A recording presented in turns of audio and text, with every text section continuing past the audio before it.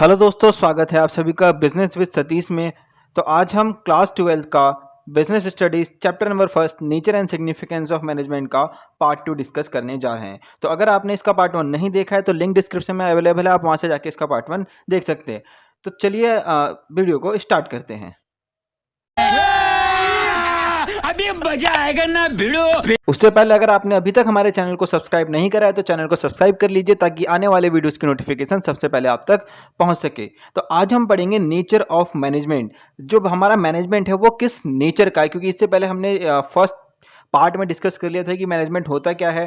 ठीक है, आज हम बात करेंगे मैनेजमेंट किस नेचर का है। क्या मैनेजमेंट साइंस नेचर का है, आर्ट नेचर का है या प्रोफेशन नेचर का है, क्योंकि इसको लेकर बहुत सारे मैनेजमेंट एक्सपर्ट्स के बीच में कॉन्फ्लिक्ट रहता है और उनका कुछ का कहना है कि मैनेजमेंट साइंस है, कुछ का कहना है मैनेजमेंट आर्ट है, कुछ का कहना है मैनेजमेंट प्रोफेसर है।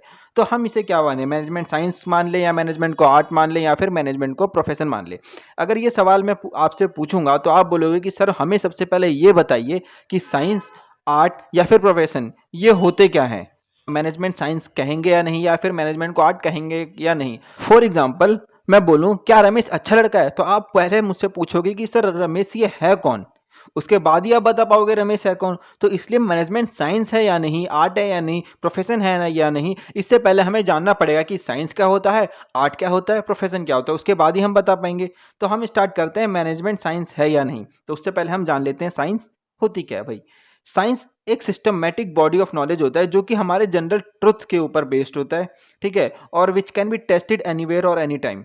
अब आप बोलोगे कि ये साइंस की डेफिनेशन ये तो हमने पढ़ी थी 10th में या फिर हमने समझा था। तो यहाँ पे बताया गया कि भाई साइंस क्या होता है, एक सिस्टमैटिक बॉडी ऑफ नॉलेज है जो एक्चुअल सच्चाई पर बेस्ड है। आपने देखा होगा साइंस के अंदर अगर हम साइंस की हर चीज के बारे में बात करें तो उनकी हर चीज एक्चुअली वेरीफाइड होती है और वो जनरल ट्रूथ होता है जो कि एक्चुअल में हो रखा हो। और साइंस के अंदर आप देखोगे इसमें कॉज एंड इफेक्ट का रिलेशन होता है। उसके बारे में हम थोड़ा जब कैरेक्टर में जाएंगे तो उसके बारे में डिस्कस करेंगे। आपने देखा होगा भाई, आपने न्यूटन्स लॉ सबने पढ़ा है। ठीक है, 10th क्लास में जो न्यूटन्स लॉ किसके ऊपर बनाया गया है, जनरल ट्रूथ है और एक्सपेरिमेंट के बेस पर न्यूटन्स लॉ एग्जिट करता है। जैसे आप न्यूटन्स ने क्या बोला है कि भाई कुछ भी चीज ऊपर जाएगा वो क्या करेगा, ग्रेविटी के कारण नीचे गिरेगा ही गिरेगा।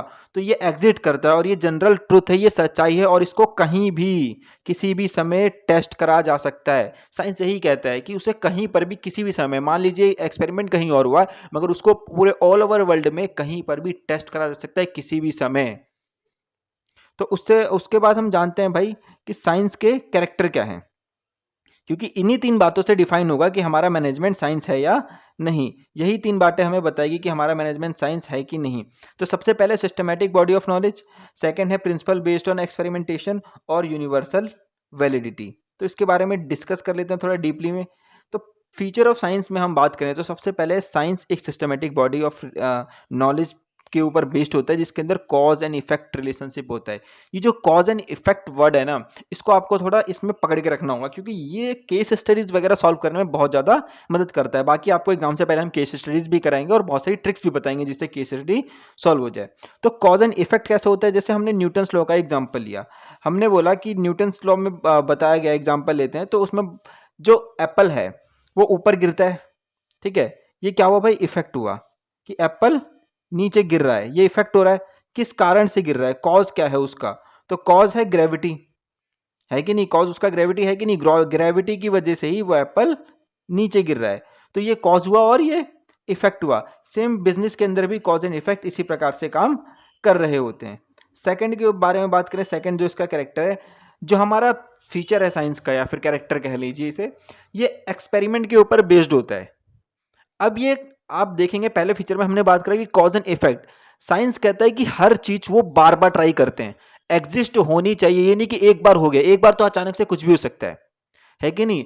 वो एक्सपेरिमेंट बार बार करते हैं और बार बार एक्सपेरिमेंट करने के बाद ही, ऑब्जर्वेशन करने के बाद ही साइंस को डेवलप करा जाता है। उनके जो भी चीजें, जैसे कोविड का वैक्सीन ले लीजिए। ठीक है, कोविड की वैक्सीन के ऊपर बहुत ज्यादा एक्सपेरिमेंट हुए होंगे और उसके बाद ही उसका एक फॉर्मा तैयार करा गया हो और उसको लेकर वैक्सीन बनाई जा रही है। ये एक बार होने वाली चीजों में कभी नहीं करा जाए जो अचानक से हो जाए।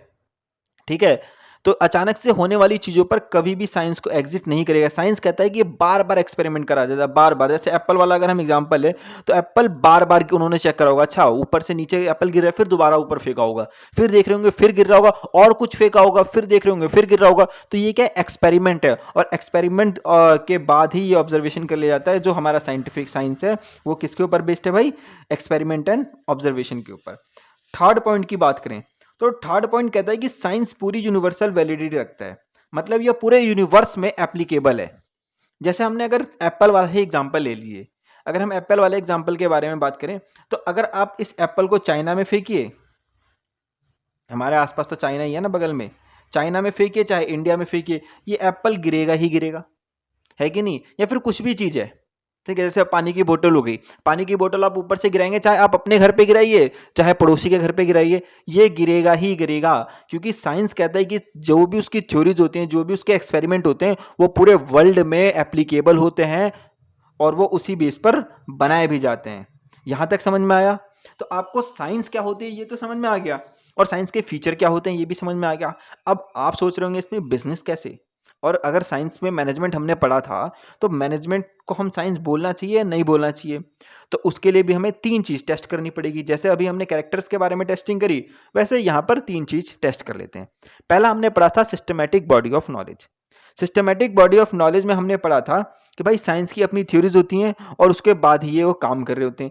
सेम मैनेजमेंट की भी अपनी ओन थ्योरी और प्रिंसिपल्स होते हैं, जो कि उसके जो एक्सपर्ट्स होते हैं उनके द्वारा बनाए जाते हैं। आप जब इसके बाद थर्ड चैप्टर में हम लोग जाएंगे, तो उसमें हम पढ़ेंगे कि हमारी मैनेजमेंट के प्रिंसिपल्स कौन कौन से हैं और वो कैसे काम करते हैं। तो सिंपल सी बात है, मैनेजमेंट में भी तो अपने प्रिंसिपल होते हैं। तो पहले अगर हम पहले कैरेक्टर की बात करें, तो पहले कैरेक्टर यहाँ पर फिट बैठ जाता है।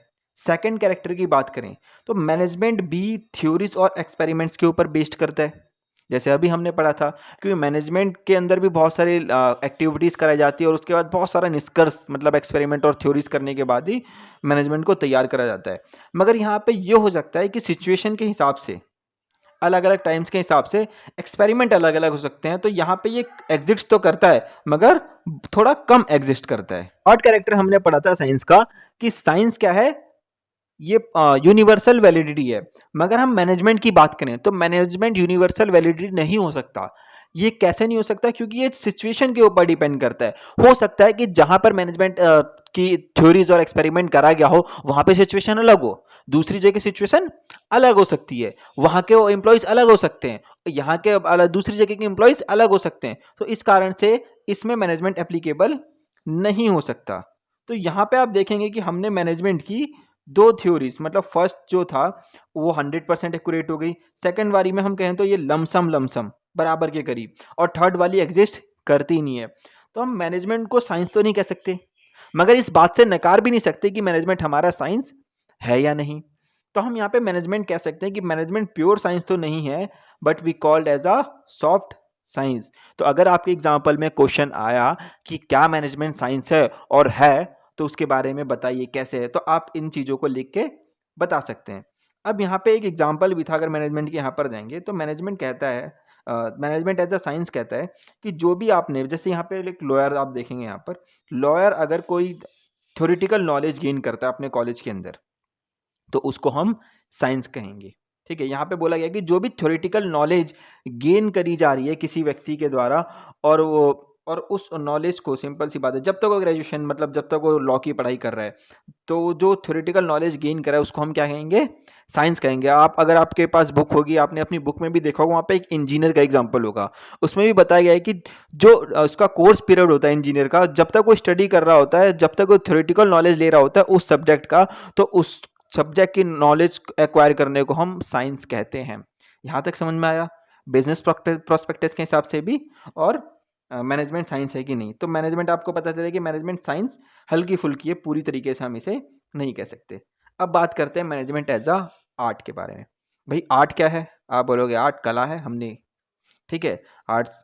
तो यहाँ पे अब आर्ट क्या होती है, इसके बारे में थोड़ा डिस्कस कर लेते हैं। आर्ट की बात करें डेफिनेशन के हिसाब से, तो बोला आर्ट एक ऐसा स्किलफुल और पर्सनल एप्लीकेशन एग्जिस्ट करती है हमारे नॉलेज को, जो हमारे डिज़ायर रिजल्ट को अचीव करने में मदद करती है। और ये सारी चीज़ें आती क्या हैं? स्टडी करने के बाद से, ऑब्जर्वेशन करने के बाद से और एक्सपीरियंस करने के बाद से।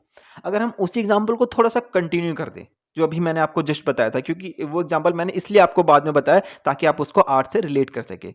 अभी हमने पढ़ा था कि मैंने एज अ साइंस में हमने देखा था कि ये लॉयर थे और लॉयर अपने कोर्स के अंदर, मतलब जब तक इनका कोर्स चल रहा हो जो, और जब ये थ्योरेटिकल नॉलेज ले रहे होंगे तो इसे मैनेजमेंट एज अ साइंस के मैनर में हम इसे कंसीडर करेंगे। अब वही एग्जांपल को हम कंटिन्यू कर रहे थे मैनेजमेंट एज अ आर्ट में। तो ये आर्ट कहता है कि भाई जब आपने थ्योरेटिकल नॉलेज गेन कर ली और उस थ्योरेटिकल नॉलेज को गेन करने के बाद जब आप फील्ड में जाएंगे, वर्क प्लेस पर जाएंगे और वहां पे अपनी मतलब जो भी आपने सीखा होगा वहां पे काम करना जब चालू करेंगे, तो इसको हम आर्ट कहेंगे, क्योंकि आप अपने तरीके से ही काम करेंगे। और यहाँ पे जो लॉयर का हमने एग्जांपल लिया था, ये लॉयर अब कोर्ट में आएगा काम करने के लिए, केस वगैरह लड़ने के लिए, तो अपने तरीके से नॉलेज उसको केस को लड़ेगा, क्योंकि इसने थ्योरेटिकल नॉलेज ले ली है, उसको ऑब्जर्व कर लिया है, अभी अपने तरीके से अपने पर्सनल एप्लीकेशन के द्वारा, इसके पर्सनल एक्सपीरियंस के द्वारा केस को यहाँ पे लड़ेगा। तो इसको हम मैनेजमेंट एज अ आर्ट कहेंगे। तो आर्ट और साइंस में एक बेसिक कॉन्सेप्ट क्लियर हुआ कि आपका भाई जो भी आपने थ्योरेटिकल नॉलेज गेन करी थी वो एज अ साइंस है, और जो अब फील्ड में आके वर्क करेंगे वो एज एन आर्ट है। अब बात करते हैं भाई कैरेक्टर ऑफ आर्ट, क्योंकि ये तो हमें क्लेरिफाई करना पड़ेगा ना कि मैनेजमेंट आर्ट है या साइंस। तो उसके लिए हमें ये करना पड़ेगा कि सबसे पहले हम कैरेक्टर जान लेते हैं, आर्ट होता क्या है। आर्ट आपको पता चल गई। अब आर्ट के 3 कैरेक्टर हैं। पहला है पर्सनल एप्लीकेशन, तीसरा एग्जिस्टेंस ऑफ थ्योरेटिकल नॉलेज, और तीसरा ये है based on practice and creativity. तो सबसे पहले हम जानते हैं एग्जिस्टेंस ऑफ थ्योरेटिकल नॉलेज। ये क्या कहता है? कहता है भाई आर्ट जो है ये थ्योरेटिकल नॉलेज के ऊपर ही बेस है। बिना थ्योरेटिकल नॉलेज के आप आर्ट्स कर ही नहीं सकते। यहाँ पे बोला है should be available compulsory to acquire theoretical knowledge. आप अपनी कला का प्रदर्शन बिना थ्योरेटिकल नॉलेज के नहीं कर सकते। फॉर एग्जाम्पल के लिए अगर आप कहीं गाना सीखने जाते हैं तो वहां पे आपको सुर ताल के बारे में बताया जाता है, आपको कॉपी में लिखवाया जाता है। आपने देखा होगा बहुत सारी जगह पर जब टीवी पे कुकिंग से रिलेटेड प्रोग्राम आते हैं तो उसमें सबसे पहले इंग्रेडिएंट्स बताए जाते हैं कि आप ये लिख लीजिए, ये लिख लीजिए। उसमें लिखवाते हैं 2.5 चम्मच नमक डालिए, 2.5 चम्मच चीनी, तो लोग लिख लेते हैं क्योंकि यहाँ पर थ्योरेटिकल नॉलेज होना कंपलसरी है। विदाउट थ्योरेटिकल नॉलेज आप आर्ट को कर ही नहीं सकते। फिर आप यहाँ पे जो आपका काम होगा वो एज एन आर्ट कंसिडर नहीं करा जाएगा। यहाँ पे लिटरेचर अवेलेबल होना चाहिए। यहाँ तक समझ में आया? अब बात करते हैं भाई पर्सनलाइज एप्लीकेशन। सिंपल सी बात है। सेकंड पॉइंट में बोला गया है कि जो बेसिक नॉलेज है आर्ट के अंदर वो अलग अलग लोगों की अलग अलग हो सकती है, क्योंकि ये पर्सनल हो सकती है। फॉर एग्जाम्पल जैसे हम लोग टीचर है, ठीक है, तो हमने जो थ्योरेटिकल नॉलेज गेन करी वो हमारा साइंस हो गया। अब हम पढ़ा रहे हैं, ये हमारी आर्ट हो गई, ये हमारी कला हो गई। आपने देखा होगा क्या सभी टीचर्स एक जैसा पढ़ाते हैं? मैं आपको कुछ अलग पढ़ा रहा हूँ, कोई टीचर कुछ अलग तरीके से पढ़ा रहे होंगे, तो सबका पढ़ाने का तरीका अलग हो सकता है क्योंकि उनके पर्सनल अपने अपने एक्सपीरियंस होते हैं। और उसी बेस पे हम क्या करते हैं भाई, पर्सनल एप्लीकेशन के एक्सपीरियंस के बेस पे आपको पढ़ाते हैं। जैसे आप एग्जांपल ले लीजिए, 2 सिंगर का ले लीजिए, ठीक है, 2 डांसर का ले लीजिए, तो सभी के तरीके अलग हो सकते हैं। 2 व्यक्तियों के हमेशा डिफरेंट होंगे। आप अपने दोस्त के घर का सेम सब्जी की खाना खा लीजिए, है कि नहीं? दोस्त वगैरह लाता है ना, मान लीजिए आपका दोस्त कभी लंच में मटर पनीर लाया हो, आपने उसकी घर की मटर पनीर खाई और आपने अपने घर की मटर पनीर खाई, तो दोनों में फर्क हो सकता है क्योंकि जो भी खाना बना है वो किसके ऊपर डिपेंड करेगा भाई? पर्सनल एप्लीकेशन के ऊपर। ये सारा का सारा किस पे डिपेंड करेगा भाई? पर्सनल एप्लीकेशन के ऊपर। तो हम पर्सनल अब थोड़ी बहुत अपना उसमें मिक्स करते हैं ना, तो उसी के ऊपर डिपेंड करता है। थर्ड है based on practice and creativity. ध्यान दीजिएगा, यहाँ पे बोला गया है कि भाई आर्ट के अंदर सबसे तीसरी इंपॉर्टेंट चीज कौन सी होनी चाहिए? इसके अंदर क्रिएटिविटी होती है और इसके अंदर प्रैक्टिस होती है। आर्ट कभी भी नॉर्मली तरीके से कोई भी कला होगी, चाहे कोई भी आर्ट ले लीजिए, जैसे पेंटर हो गया, सिंगर हो गया, डांसर हो गया, ये इनके अंदर सबकी क्रिएटिविटी होती है और सब प्रैक्टिस कर रहे होते हैं। विदाउट प्रैक्टिस कोई कुछ भी नहीं कर सकता, है कि नहीं? तो हम बोलते हैं ना कि पढ़ते रहिए, प्रैक्टिस करते रहिए, आप उस चीज को अचीव कर पाएंगे। सेम चीज आर्ट के अंदर भी यही किसके ऊपर डिपेंड है भाई? प्रैक्टिस के ऊपर डिपेंड है। लगातार उसकी प्रैक्टिस करी जाएगी तब ही ये क्या कर पाएगा भाई, हम अच्छे तरीके से काम कर पाएंगे। तो आर्ट का तीनों कॉन्सेप्ट समझ आया, existence of theoretical knowledge, personalize application, और तीसरा क्या था? Based on practice and creativity. ये पूरी तरीके से किस पे डिपेंड था भाई? प्रैक्टिस एंड क्रिएटिविटी के ऊपर। अब बात करते हैं भाई क्या मैनेजमेंट को आर्ट बोला जा सकता है? कंसीडर कर सकते हैं कि नहीं कर सकते? तो इसके लिए भी इन तीनों जो हमने कैरेक्टर पढ़े थे उनको डिस्कस करना पड़ेगा।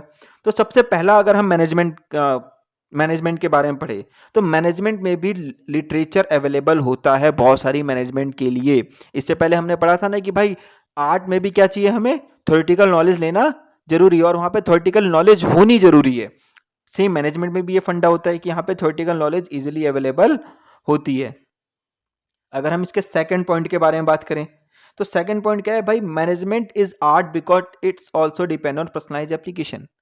सिंपल सी बात है, मैनेजमेंट को हम आर्ट कह सकते हैं क्योंकि अगर आप बात करें मैनेजर्स की तो दो मैनेजर्स हैं, ठीक है, सेम जगह पढ़ाई करी, सेम जगह ट्रेनिंग ली, ठीक है, और जब कंपनी में काम करें तो दोनों अलग अलग कंपनी में काम करें, मगर दोनों का तरीका काम करवाने का वो अलग हो सकता है, वो अपने पर्सनल एप्लीकेशन के ऊपर हो सकता है, पर्सनल एक्सपीरियंस के ऊपर हो सकता है, कोई दिक्कत वाली बात। और इस मैनेजमेंट भी क्रिएटिविटी के ऊपर डिपेंड करता है। भाई मैं अपनी मैनेजरियल स्किल्स को इंप्रूव करने के लिए लगातार प्रैक्टिस करेगा और कुछ ना कुछ क्रिएटिविटी करेगा। यहां तक समझ में आया? तो हम अगर सिंपल सी भाषा में कहें तो मैनेजमेंट आर्ट पूरी तरीके से क्लियर करा जा सकता है और हम इसको आर्ट को, मैनेजमेंट को एज एन आर्ट कंसीडर कर सकते हैं क्योंकि इसके तीनों कैरेक्टर्स सेम सेम मैच कर रहे हैं। तो आपको आर्ट साइंस समझ में आया? यहां तक क्लियर हो गया? ठीक है, अगर आपसे इस रिलेटेड सवाल पूछेगा तो आप इन पॉइंट्स को लिखकर जवाब दे सकते हैं। अब इसका बाद नेक्स्ट टॉपिक था हमारा मैनेजमेंट एज अ प्रोफेशन और प्रोफेशनल ऑफ मैनेजमेंट। तो सबसे पहले हमें यह जानना चाहिए कि भाई प्रोफेशन क्या होता है। तो प्रोफेशन कहता है कि भाई profession means an economic activity which is conducted by a person having some special knowledge and skills which he impartially serve different section to the society. तो यहाँ पे हम देखेंगे भाई मैनेजमेंट में बहुत इंपॉर्टेंट है कि कोई भी प्रोफेशन के अंदर, प्रोफेशन क्या भाई, एक इकोनॉमिक एक्टिविटी है और इकोनॉमिक एक्टिविटी आपको,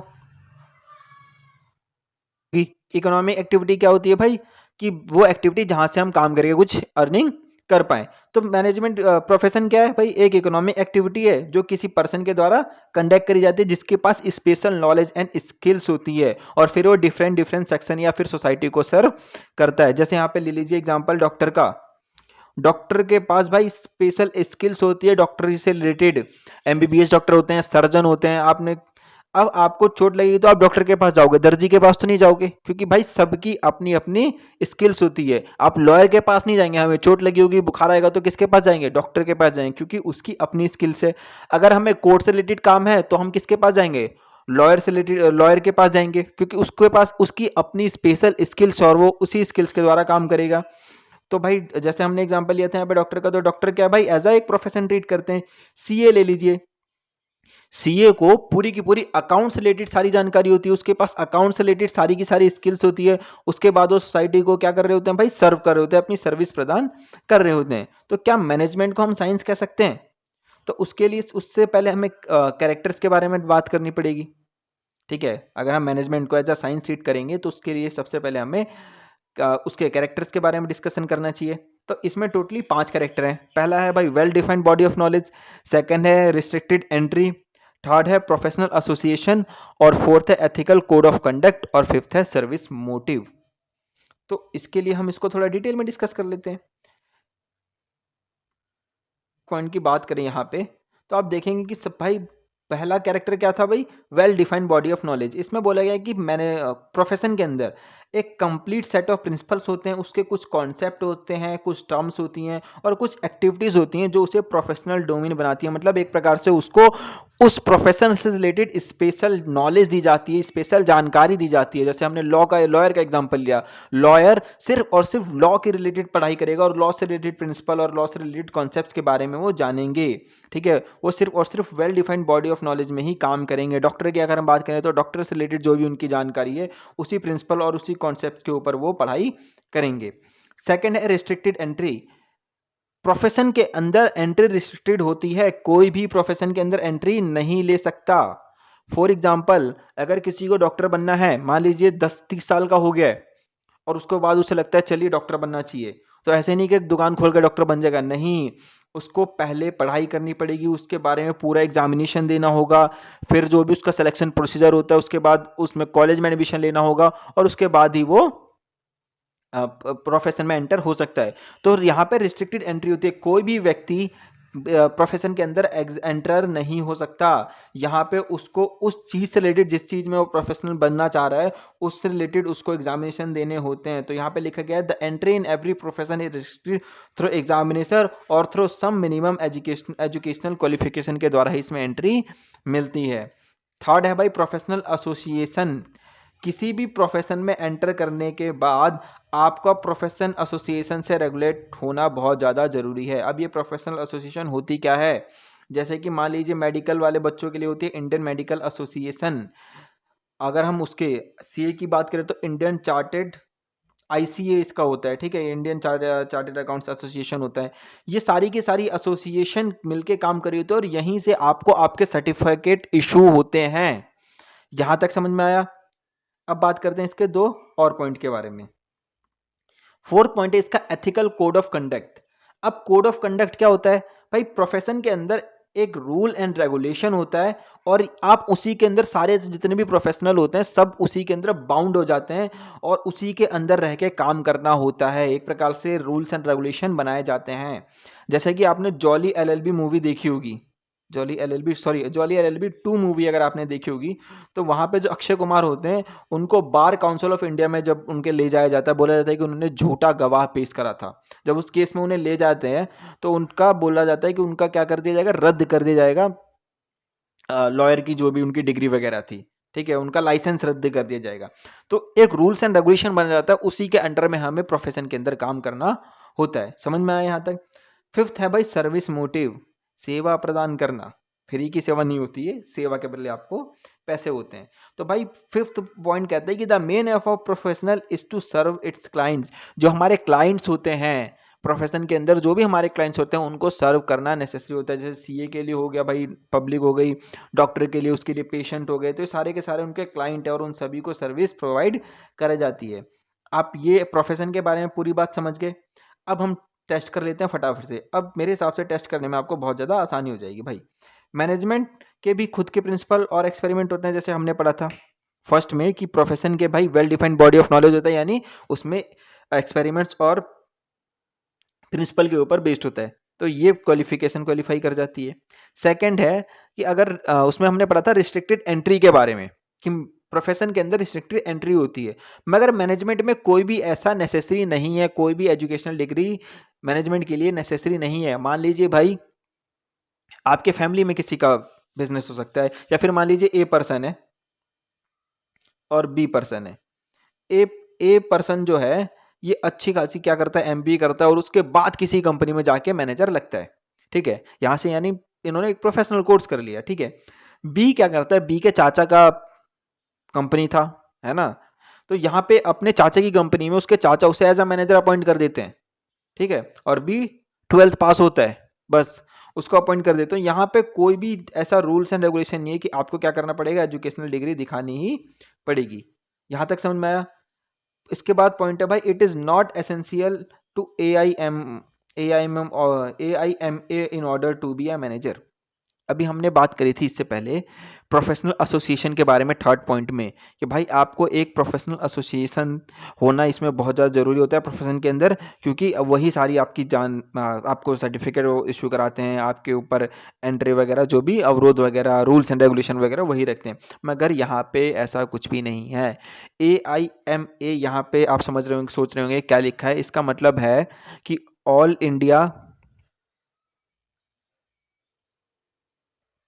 मैनेजमेंट एसोसिएशन, जो हमारी AIMA है मतलब ऑल इंडिया मैनेजमेंट एसोसिएशन है, तो इसका मेंबर होना कोई आपको ज़रूरत नहीं है, इसका कोई नेसेसरी नहीं है मैनेजर बनने के लिए, कोई दिक्कत वाली बात। जैसे अगर आप बात करें स्मॉल स्केल इंडस्ट्रीज के बारे में, तो वहाँ पे लोग खुद मैनेजर होते हैं, खुद ओनर होते हैं, तो क्या वो AIMA के सदस्य होते हैं, मतलब ऑल इंडियन मैनेजमेंट एसोसिएशन के सदस्य होते हैं या फिर मेंबर होते हैं, ऐसा कोई ज़रूरी नहीं होता है, ठीक है। अब उसके बाद बात करते हैं हम एथिकल कोड ऑफ कंडक्ट के बारे में। अगर हम मैनेजमेंट के बारे में बात करें तो मैनेजमेंट में कोई ऐसा रूल्स एंड रेगुलेशन नहीं है काम कराने से रिलेटेड, कोई लिखावट ऐसी लिखित जानकारी हमें नहीं प्रोवाइड करी होती। तो ये मतलब जो हमने फोर्थ पॉइंट पढ़ा था उसमें एथिकल कोड ऑफ कंडक्ट उसको भी वेरीफाई नहीं कर रहा होता है। फिर आता है भाई फिफ्थ पॉइंट पर मैनेजमेंट, जो हमने प्रोफेशन पढ़ा था उसमें हमने पढ़ा था सर्विस मोटिव के बारे में। तो मैनेजमेंट भी सर्विस के ऊपर डिपेंड करता है। तो अगर हम मोटा मोटी बात करें यहाँ पर, तो भाई मैनेजमेंट हमारा फर्स्ट कॉन्सेप्ट को क्लियर करता है, सेकंड में यहाँ पर हम नहीं करते क्लियर। थर्ड पॉइंट जो हमने पढ़ा था प्रोफेशनल एसोसिएशन, उसकी भी कोई ज़्यादा आवश्यकता नहीं होती, ठीक है। एथिकल कोड ऑफ कंडक्ट की भी आवश्यकता नहीं होती। और फिफ्थ यहाँ पे क्लियर हो जाता है कि मैच कर जाता है कि मैनेजमेंट किस पे बेस्ड है भाई, सर्विस मोटिव के ऊपर बेस है। तो यहाँ पे अगर पूरा हम निष्कर्ष निकाले, कंक्लूजन निकाले, तो हम कह सकते हैं भाई मैनेजमेंट जो है हमारा, मैनेजमेंट थोड़े बहुत पॉइंट में, थोड़े बहुत मायनों में प्रोफेशन भी है और थोड़े बहुत मायनों में नहीं है। यहाँ तक आपको समझ में आ गया होगा पूरा का पूरा टॉपिक। मैनेजमेंट हमने साइंस आर्ट्स के बारे में पढ़ा। हम कह सकते हैं कि भाई कुछ केसेस में मैनेजमेंट थोड़ा साइंस है, कुछ केसेस में मैनेजमेंट आर्ट्स है और कुछ केसेस में मैनेजमेंट प्रोफेशन है। तो यहाँ पे सबका मिला जुला रोल रहेगा। तो उम्मीद करते हैं आपको ये टॉपिक पूरा का पूरा समझ में आ गया होगा कि मैनेजमेंट साइंस प्रोफेशन या आर्ट है। इस टॉपिक से रिलेटेड आपको कोई भी दिक्कत होती है, कोई भी डाउट होता है, तो आप कमेंट सेक्शन में कमेंट करके पूछ सकते हैं। इतना सा भी अगर ये पॉइंट भर भी आपको डाउट है तो भी आप कमेंट करके पूछ सकते हैं। आपको वीडियो कैसा लगा लाइक करिए, हमारे चैनल को सब्सक्राइब करिए और हमसे इंस्टाग्राम पे भी आप जुड़ सकते हैं, लिंक डिस्क्रिप्शन में अवेलेबल है। तो चलिए मिलते हैं नेक्स्ट वीडियो में। धन्यवाद।